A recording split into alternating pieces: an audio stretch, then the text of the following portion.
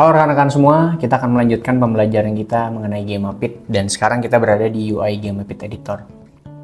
Sekarang kita akan mempelajari mengenai site selection dan site analysis. Di dua pemikiran ini kita akan mempelajari untuk dua konsep yang sangat menjadi teknologi utama dari Mapit dan juga teknologi utama dari GameApit Editor. Di sini kita akan langsung mempelajari dalam konteks studi kasusnya. Nah, sekarang rekan-rekan akan masuk ke dalam GameApit Editor.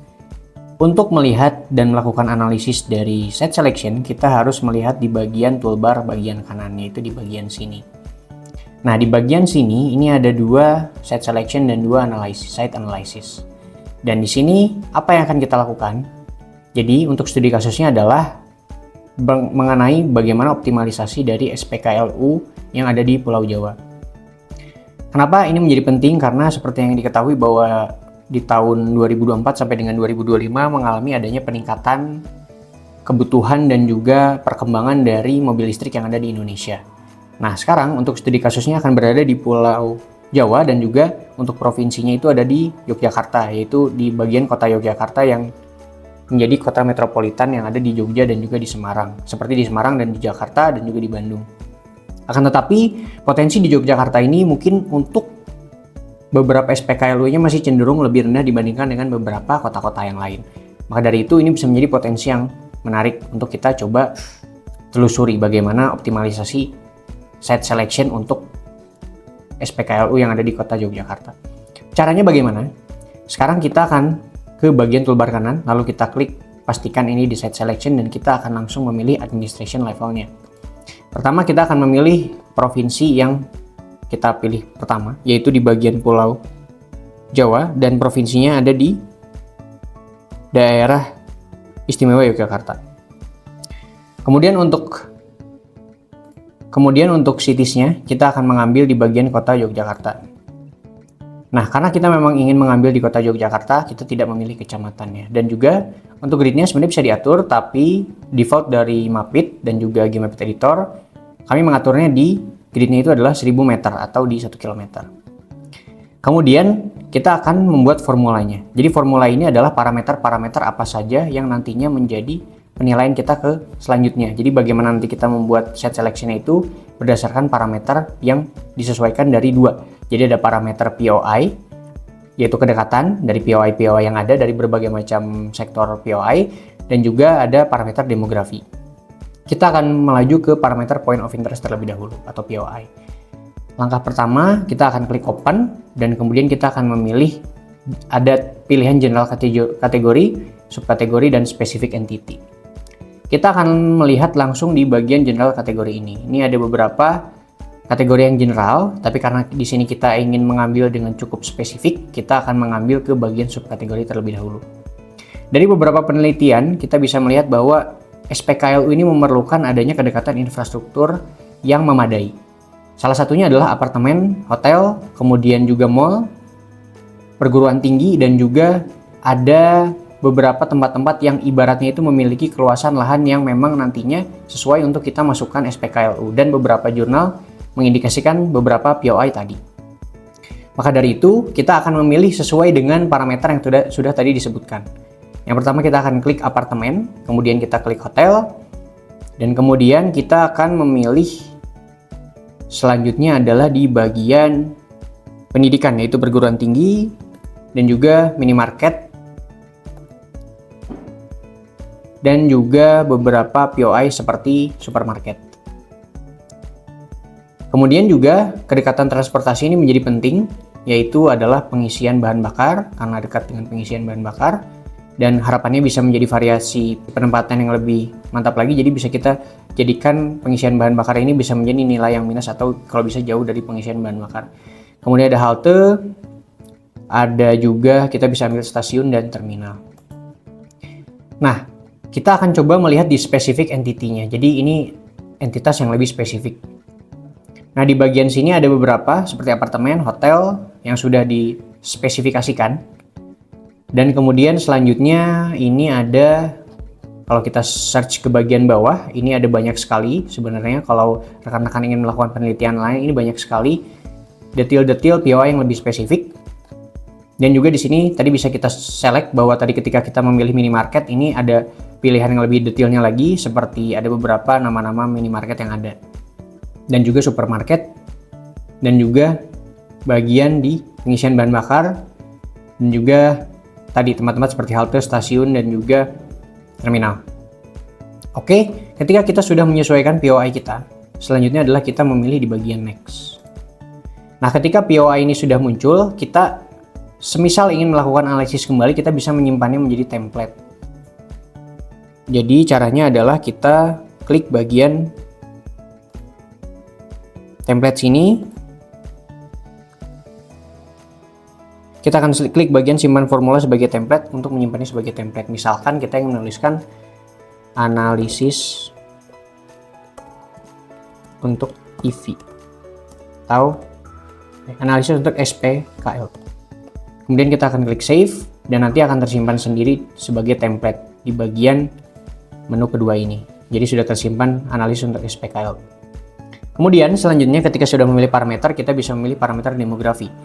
Akan tetapi karena memang di sini demografinya itu cenderung kita tidak memilah-milah demografi ya, karena memang SPKL ini sepertinya tidak perlu ada pembagian atau segmentasi demografi yang jelas.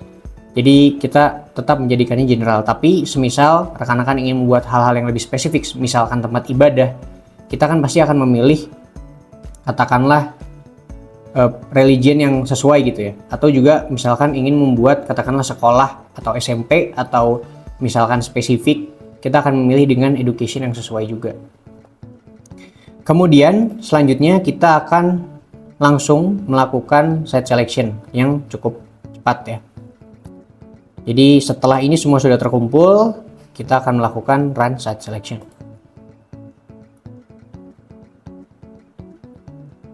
Dan di sini kita akan menunggu POI-POI-nya tergenerate sendiri, dan karena memang POI-nya cukup banyak, ini akan kita tunggu untuk POI-nya sampai tergenerate semua. Rekan-rekan juga kalau misalkan ingin membuka daerah-daerah lain juga perlu diperhatikan bahwa kita bisa melakukan analisis POI-nya itu di dalam ruang administrasi yang sepertinya bisa diklasifikasikan dulu. Jadi kalau memang dalam ruang lingkup yang besar itu nanti akan tidak akan lebih tepat dibandingkan dengan yang lebih kecil. Jadi memang yang paling bagus adalah ruang administrasi atau batas administrasi yang lebih kecil, seperti di kota Jogja ini. Dan bahkan kalau memang ingin menggunakan administrasinya kecamatan, itu bisa menjadi salah satu panduan yang cukup bagus juga untuk melakukan site selection. Ini juga kita menunggu POI-POI yang ada, dan nanti ketika POI-nya muncul akan ada analisis grading. Nanti akan muncul grid yang menjadikan gradingnya itu menunjukkan bagaimana posisi analisis kita.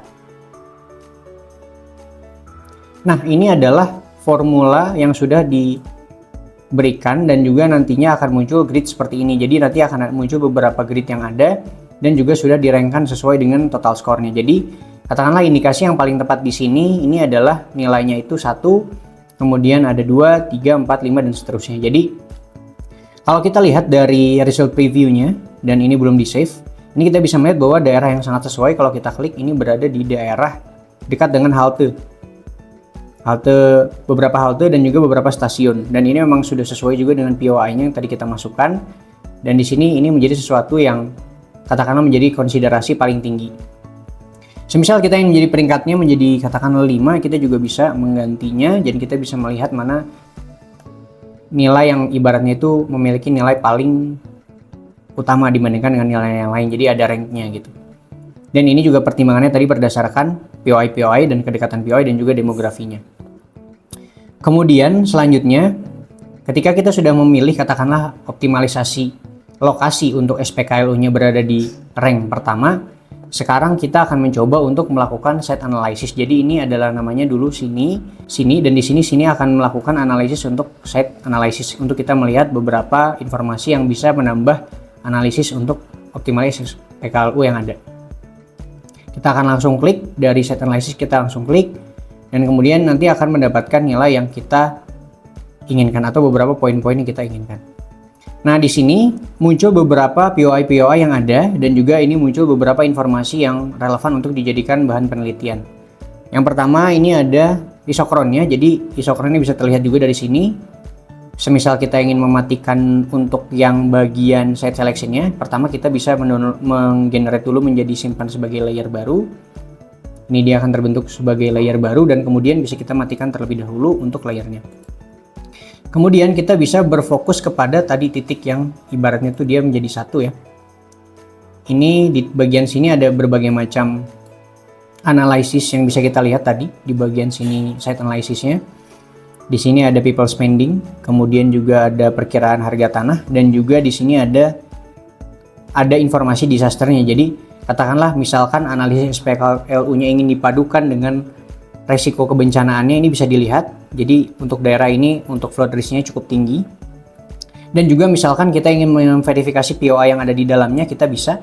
Di sini ada perdagangan dan retailnya memang cukup paling banyak, dan kita lihat juga tadi hotel dan penginapan kita memang ambil di daerah sini adalah daerah yang paling banyak gitu ya. Jadi kita bisa melihat untuk katakanlah analisis bisa lebih komprehensif, bukan hanya dengan parameter tadi dengan site selection saja, tapi bisa dipadukan dengan site analysis. Ini bisa menjadi analisis yang lebih berkembang lagi jika ingin mendapatkan keputusan yang lebih maksimal, dan juga katakanlah ingin membuat penelitian lebih maksimal pula. Kemudian selanjutnya kita akan mencoba ke bagian data. Nah, sekarang kita akan melakukan resume datanya terlebih dahulu. Jadi ketika kita ke bagian data, untuk dari toolbar yang bagian data ini bisa mengenerate data resume dari si site selection yang ada. Jadi kita bisa klik generate data resume, dan di sini dia akan ibaratnya informasi dari datanya nanti akan bisa terimplementasi langsung di dalam sini. Nah, ketika resume sudah muncul, nah sekarang kita akan melakukan prompting untuk di bagian data di bagian data bagian chat ini. Nah, sekarang di bagian GeoMapit editor di UI-nya ini kita bisa melakukan prompting untuk mendapatkan informasi yang relevan yang kita gunakan.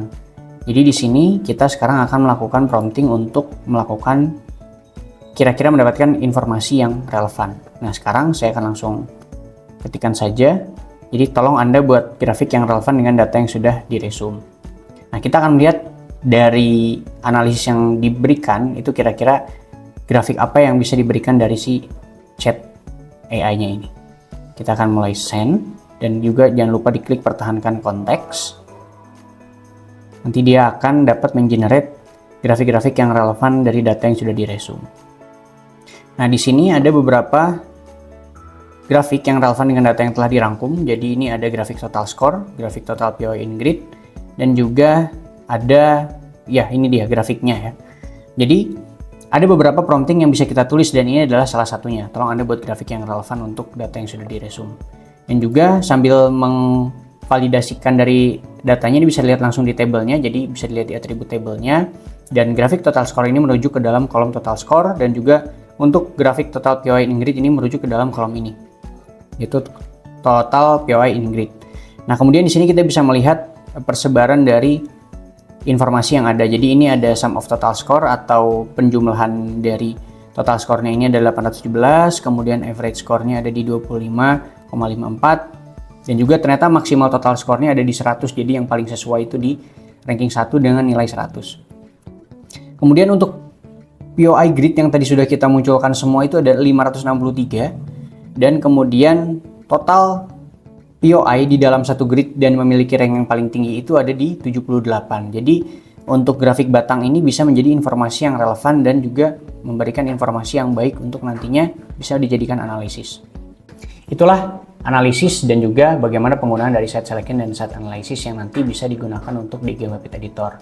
Sampai bertemu di sesi selanjutnya.